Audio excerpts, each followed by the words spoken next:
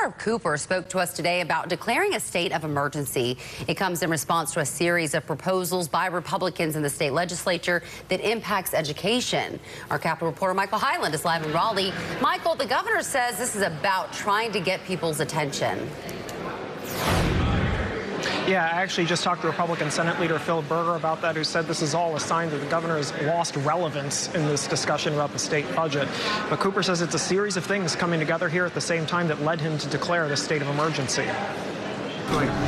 Is this anybody's favorite class? Democratic Governor Roy Cooper says what's happening in public schools amounts to a state of emergency. This gets people's attention for sure. He visited Washington Magnet Elementary in Raleigh Tuesday, outlining a variety of concerns he has about steps Republicans in the General Assembly could take. With more than 5,000 teaching vacancies statewide, he says more teachers could be driven away. So more classrooms are having to be covered by long-term subs than we've had in the past. Cooper criticized Republicans' plans to cut taxes while offering raises for teachers below the rate of inflation. He also blasted a plan to expand the state's school voucher program, which uses taxpayer money to help families pay for private school. He said 31 counties would see state funding drop by 3% or more. Republican Senator Michael Lee backs the plan, under which every family would qualify regardless of income. What is the justification for doing that when a lot of these families clearly already have the choice because they're making the choice to send their kids to private school? Some do and some don't. And so what you're seeing with the Opportunity Scholarships, it's scaled out based upon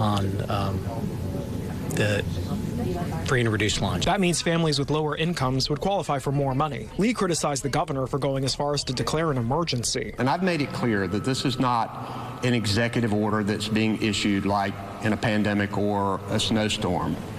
But what this is a call to help us preserve one of the most important assets that this state has.